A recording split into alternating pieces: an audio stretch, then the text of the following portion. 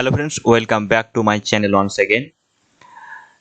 আজকের ভিডিওতে আপনাদের সম্মুখে আমি দেখাবো কিভাবে টেট 2023 ফর্ম ফিল আপ করবেন। আপনারা সকলেই অবগত রয়েছেন যে আজকে সন্ধ্যে 7টা থেকে টেট 2023 অ্যাপ্লিকেশান লিঙ্কটা অ্যাক্টিভ হয়ে গেছে। তাই আজকে আমি আপনাদের সম্মুখে এসেছি সেই টেটের ফর্মটা কীভাবে ফিল আপ করবেন সেটা দেখাতে। তো আজকের ভিডিওতে আমি আলোচনা করব কিভাবে আপনারা টেটের ফর্ম ফিল আপ করবেন, কোন কোন ডকুমেন্টস লাগবে, কত সাইজের লাগবে, তার সাথে সাথে কী লাগছে এবং পুরো প্রসেসটা আমি আজকের আপনাদের সম্মুখে তুলে ধরবো। আপনারা অবশ্যই ভিডিওটি শেষ পর্যন্ত দেখুন। আশা করছি এটি দেখার পর আপনাদের ফর্ম ফিল আপ নিয়ে কোনো রকম প্রশ্ন থাকবে না। চলুন তাহলে কথা না বাড়িয়ে আজকে শুরু করছি। একটা ব্রাউজারে চলে আসবেন, চলে আসার পর এখানে লিখবেন WBBPE নিয়ে সার্চ করবেন। সার্চ করার পর প্রথমেই যে একটা লিঙ্ক পাবেন West Bengal board of primary education, সেখানে ক্লিক করবেন। ক্লিক করার পর এরকম একটা ইন্টারফেসে আপনারা চলে আসবেন। নিচে দিকে একটু স্ক্রল করে আসার পর দেখবেন টিচার এলিজিবিলিটি টেস্ট 2023 অর্থাৎ টেট 2023, এখানে ক্লিক করবেন। ক্লিক করার পর এরকম একটা ইন্টারফেস আপনারা দেখতে পাবেন।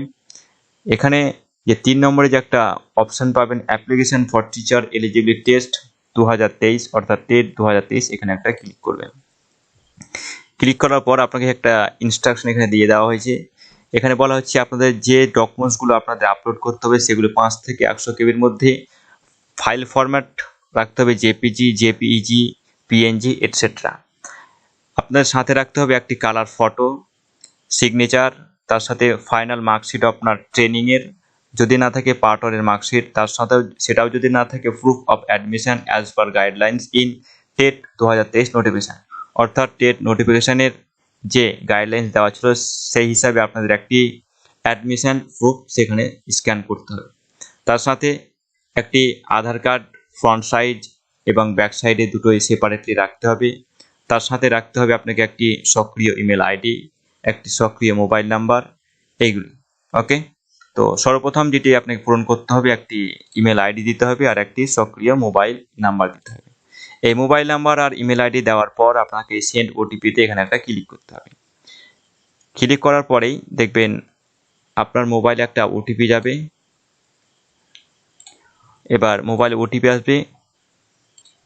আমার মোবাইলে ওটিপিটা চলে এসেছে। এবার আমি ওটিপিটা পুট করছি। পুট করার পর নিচে একটা স্ক্রল করে নামাবেন। এবার দেখতে পাবেন সাবমিট বাটন, সেখানে ক্লিক করবেন। ক্লিক করার পরেই আপনাদের সম্মুখে একটা উইন্ডো ওপেন হয়ে যাবে এবং এটা হচ্ছে মেন অ্যাপ্লিকেশন পার্ট। ওকে, তো এই পার্টে আপনারা আপনাদের সমস্ত কিছু ফিল আপ করবেন। তো আমি আগে থেকেই কিছু ফিল আপ করে রেখেছিলাম, সেহেতু আপনাদেরকে আমি দেখাচ্ছি। দেখুন, প্রথমে লেখা আছে ফার্স্ট নেম। এই ফার্স্ট নেমের জায়গায় আপনার ফার্স্ট নেমটা লিখে দিবেন। লেখার পর আপনারা মিডিল নেম যদি থাকে তো মিডিল নেম লিখবেন, না হলে লাস্ট নেমের জায়গায় লাস্ট নেম লিখবেন। ওকে, তারপরে ফাদার্স নেম বা মাদার্স নেম, যে কোনো একটা নেম এখানে লিখবেন।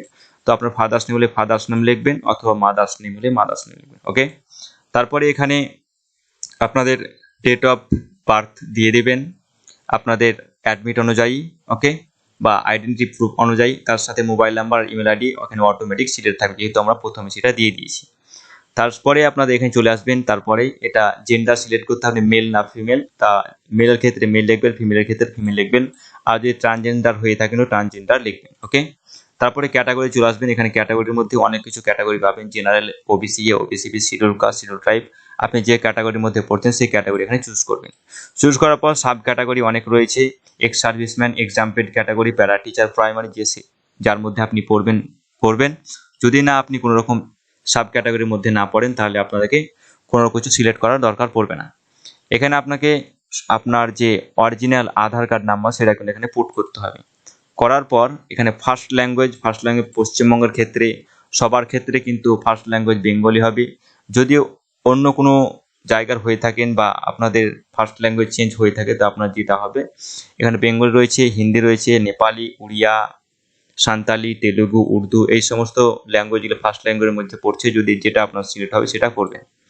তারপরে এখানে আপনাদের ডিসি অর্থাৎ ডিফারেন্টলি অ্যাবেল যদি আপনি হয়ে থাকেন, যদি আপনি কোনো রকমভাবে অক্ষম হয়ে থাকেন তাহলে ইয়েস করবেন, আর যদি না থাকেন তাহলে নো করবেন।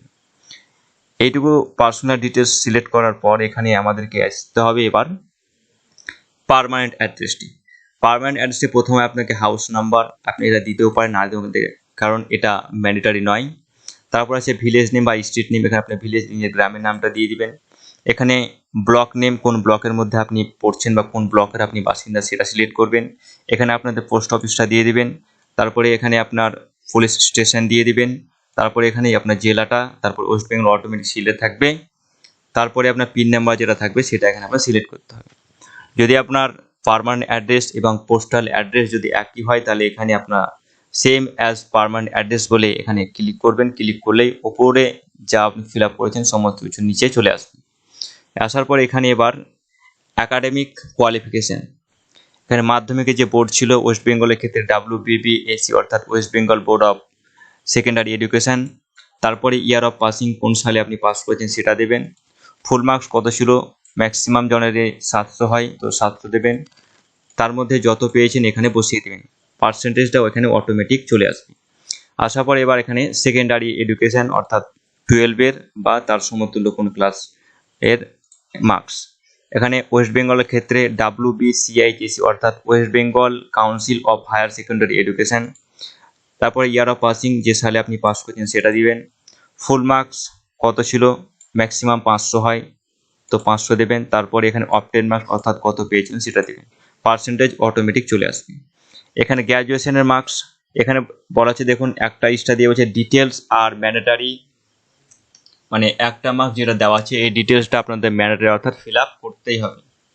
তারপরে এখানে একটা দেওয়া আছে দেখুন, ডিটেলস আর mandatory only if a candidate wants to apply with 2-year d.el.ed and graduation, অর্থাৎ 2 ইয়ার B.ed কোর্স এবং যদি গ্র্যাজুয়েশন যদি আপনি সিলেক্ট করতে চান তাহলে আপনাকে এই ঘরটা ফিল আপ করতে হবে। যদি আপনি ফিল আপ না করেন তাহলে আপনার ছেড়ে দেবেন।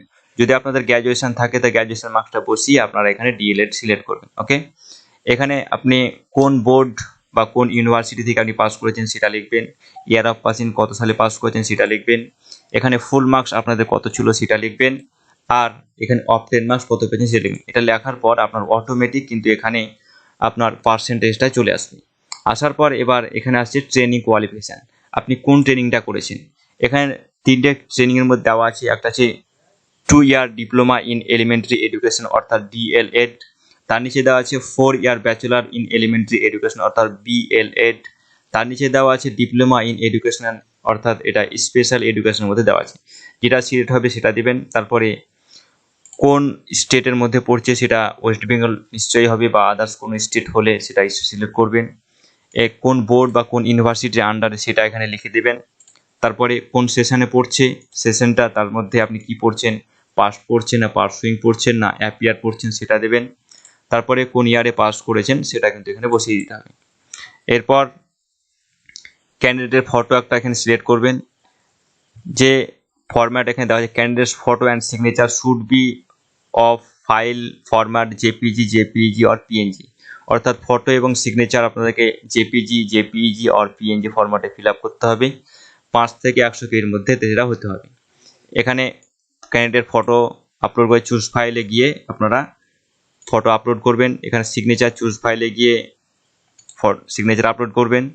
এখানে বলা হচ্ছে the documents mentioned below should be of file for PDF JPEG or PNG up to 1 MB। এখানে ট্রেনিং ডকুমেন্টসের মধ্যে final marksheet, part 1 marksheet, registration certificate or admission proof of the training qualification, অর্থাৎ আপনি ডিএড বা করছেন DEd বা D.El.Ed করছেন তার একটা প্রমাণস্বরূপ হিসাবে আপনাকে ফাইনাল মার্কশিট লাগবে বা পার্ট 1 এর মার্কশিট লাগবে, অথবা রেজিস্ট্রেশন সার্টিফিকেট বা ট্রেনিং করছেন যে আপনি অ্যাডমিশন নিয়েছেন তার একটা এখানে প্রুফ হিসাবে আপনাকে দিতে হবে। চুজ ফাইলে গিয়ে আপনার পিডিএফ ফাইল, জেপিজি ফাইল বা জেপিইজি দিতে পারেন। এখানে আধারের ফ্রন্ট সাইড দিতে হবে এবং এখানে একটা ব্যাক সাইডে আধার কার্ড দিতে হবে। তো সমস্ত কিছু দেওয়ার পর আমরা এবার এখানে প্রিভিউয়ে ক্লিক করব। প্রিভিউয়ে ক্লিক করার পর আমরা একটি নতুন উইন্ডোতে চলে যাব। এবার আমরা চলে এসেছি, এখানে আমাদেরকে ডিক্লারেশন দিতে হবে, এখানে চেকমার্ক দিতে হবে এবং এখানে সমস্ত কিছু দেওয়া হচ্ছে I do hereby declare as, মানে সমস্ত কিছু আপনার ঠিকঠাক আছে ইত্যাদি ইত্যাদি। তারপরে সাবমিট অ্যান্ড পে, আর যদি কোনো রকম দেখার পর দেখে নেবে যে আপনার সমস্ত কিছু ঠিকঠাক আছে কিনা, যদি ঠিকঠাক থাকে তাহলে সাবমিট অ্যান্ড পে করবেন, আর যদি এডিট করার প্রয়োজন পড়ে তা আপনারা এই এডিটে গিয়ে এডিট করতে পারবেন। তো সাবমিট অ্যান্ড পেতে ক্লিক করার পর সাবমিট অ্যান্ড পেতে ক্লিক করার পর আপনাদেরকে একটি মানে পেমেন্ট সেকশন নিয়ে আসা হবে। পেমেন্ট সেকশন নিয়ে আসার পর প্রথমে আপনার মোবাইল নাম্বার শো হবে, তারপরে ইমেল আইডি শো হবে, আর অ্যামাউন্ট কত আপনার কাটবে সেটা শো হবে। যেহেতু ওবিসি এ সিলেক্ট করা হয়েছে সেহেতু 400 টাকা কাটছি, জেনারেল করলে 500 টাকা কাটতো এবং এসসি এসটি তাদের 250 টাকা কাটতো। এবার এখানে মেক পেমেন্টে ক্লিক করেই আপনারা মেক পেমেন্টে ক্লিক করবেন। ক্লিক করার পরেই দেখবেন আপনাদেরকে এখানে একটা ওয়েট করতে বলবে। ওয়েট করার পরে আপনাদেরকে নিয়ে আসা হবে পেমেন্ট সেকশনে। দেখুন পেমেন্ট করার সেকশনে আপনার credit card, debit card payment করতে পারবেন, এখানে নেট ব্যাঙ্কিং পেমেন্ট করতে পারবেন, এখানে আপনারা খুব সহজে ইউপিআই এর মাধ্যমে পেমেন্ট করতে পারবেন। আপনারা যদি ওয়ালেট থাকে তো ওয়ালেটে পেমেন্ট করতে পারবেন। তার সাথে সাথে আপনারা কিউআর কোডের মাধ্যমে খুব সহজেই পেমেন্ট করতে পারবেন। ওকে, তো এইটুকুই ছিল আপনাদের আজকের এই ফর্ম ফিল আপের ভিডিও। Thanks for watching.